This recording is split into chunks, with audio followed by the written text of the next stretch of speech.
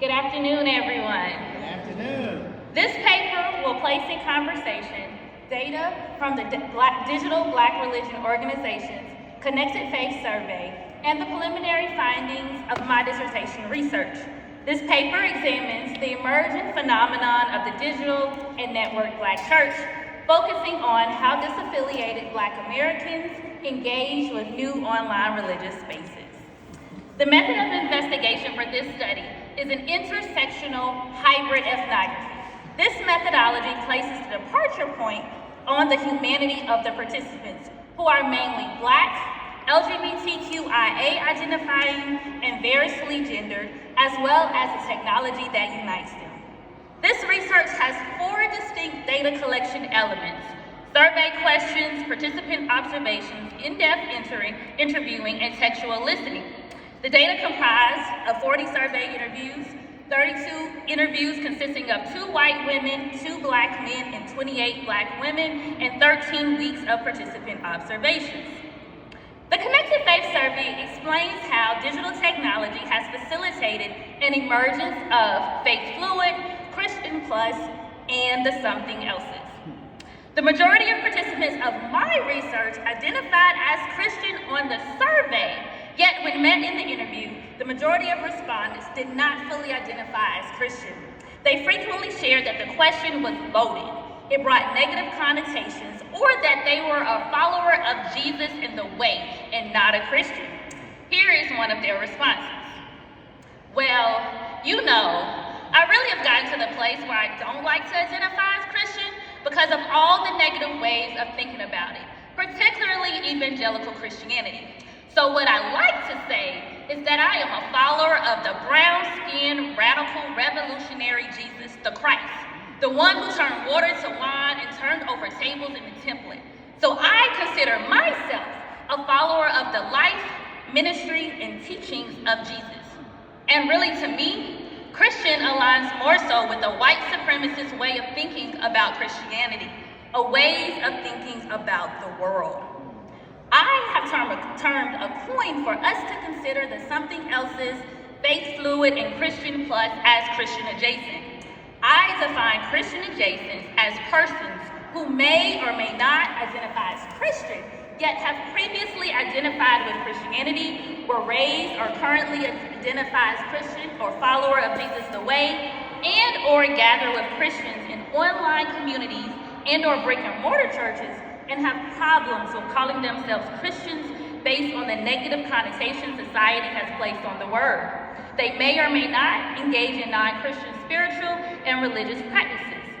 The term Christian adjacent honors the nuance of self-identification versus explanation, yet also gives room to the significant shift in those who embrace Christian tenets while also embracing other religious practices.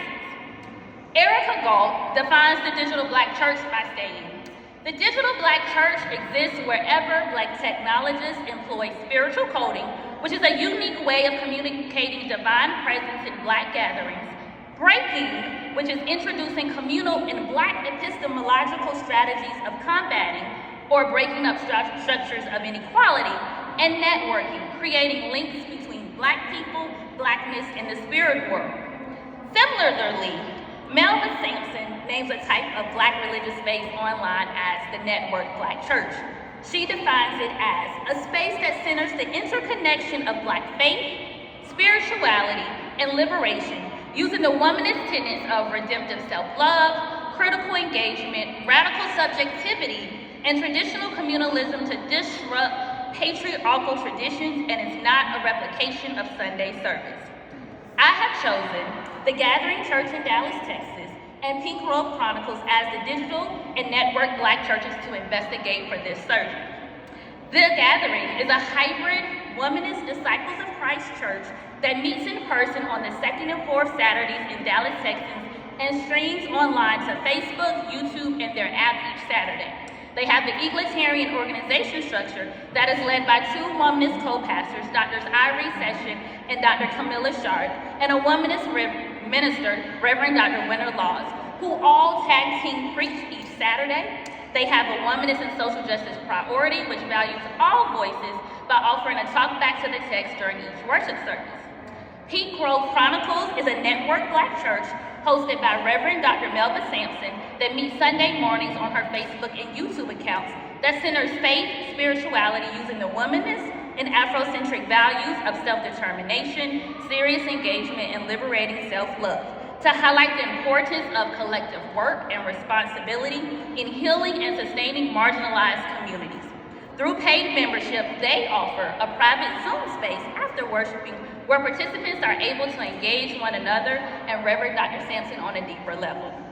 These two communities of faith are significant to this research because they were created and curated and set a standard for Black digital religious space years before the pandemic forced all religious organizations to move online. These spaces are considered outliers because they were created in response to the PMS that brick and mortars hold. PMS meaning the patriarchy, misogyny, and sexism, a term coined by Reverend Dr. Irie Sessions. The gathering and PRC leaders encountered many instances of PMS within their call to ministry, ordination, and leadership. And in response, we have the gathering and PRC, created as brave, safe spaces for Black women and LGBTQIA who are typically marginalized in brick and mortar churches. When asked about what leadership looks like and what leadership traits the leaders of PRC and the gathering possess that is not seen in brick and mortar church pastors, participants overwhelmingly responded with their intelligence and the ability to wrestle through the text with participants, their partnerships and collaboration, the intentionality, the relatability, their loud, proud, and freedom to be their authentic self, how they encourage participants to tell their story, to testify on your behalf, that they are not, they have a governance structure of non-hierarchy, that no one person holds the true leadership, and that they have a communal goal for the community. This is what one participant said about leadership in PRC.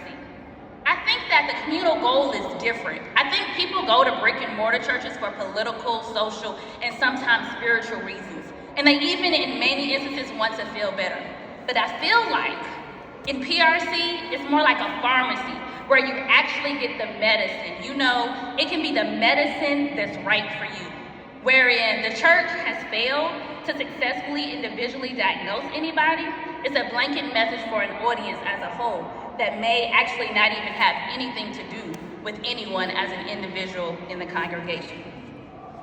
The Connected Faith Survey key points illustrated that older users mostly live stream religious and spiritual services on YouTube and Facebook, and that women who assess religious content tended to report higher levels of life satisfaction.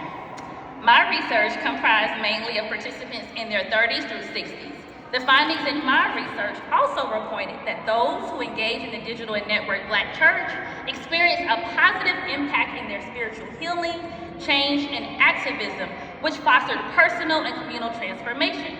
Specific practices that led to healing and change included the talk back to the test, the womanist Afrocentric teaching and preaching, uncanonical sacred texts such as music and movies, the centering of Black intellects, Black women authors, Black liberation poets and public figures, the digi-deacon to ensure that the chat is flowing, and the faith leaders' on-screen ability to address and name people in the chat during their services, whether during the welcome or reading comments and questions during the talk back to the text. Then bringing and showing up as their authentic, unapologetic self. Here are some quotes that they shared. So one primary example is when we were doing the Black Women Author. There was a book that we read by Dr. Shanika Walker Barnes, Too Heavy a Yoke. Every week that we read from that sacred text, women were being held. But I don't even want to just say it's the women, because the beautiful thing about these spaces is that they are for men too. They are not only solely for women. Men are in the chats and receiving healing as well regarding their relationship to women, together, and in community with another. Another person said the intentional liberation, the connection to Ifa and other traditional religions, the ways in which there's a centering of Black intelligence. You know, this brilliance is what is going to bring us to the divine. So where is your brilliance in this moment? Because here's mine. How does your brilliance meet my brilliance in this moment? And again, that's what I think happens in the comments. You might have the digi-deacon come and do the whole legal sermon in the comments while she's posting links at the same time. You get space for all that. So in conclusion, the Connected Faith Survey and these research findings gives us 3 important implications to consider. These findings reiterate the importance of curating a robust digital, religious, and spiritual experiencing. Understanding that evangelism is no longer proselytizing or preaching the good news, but it is the leaders showing up as their authentic, unapologetic self. Questions to faith leaders to consider are, will you be willing to transform your online experience? Are your participants experiencing elements found in the digital Black and network Black church? Secondly, online pastors must realize that majority of the people watching online have experienced religious and spiritual trauma within brick and mortar churches.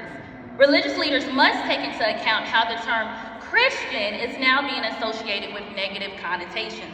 The question to Black leaders then becomes, are you curating spaces to treat people in a human and divine way? Is the online space a place where participants feel seen, heard, and can be vulnerable? Is your online space facilitated with community engagement, a communal goal, and social activism? And lastly, as Black faith leaders, we cannot ignore the importance of digital religion and the integration of how technology is embedded in the lives of our people. While we know the more time people spend online, the less life satisfied they are, we also know that when spaces online are curated with intentionality, interconnectedness, and womanist tenets, that life satisfaction improves and spiritual healing takes place. And I end with this quote from one of the participants. It's created for Black women by Black women.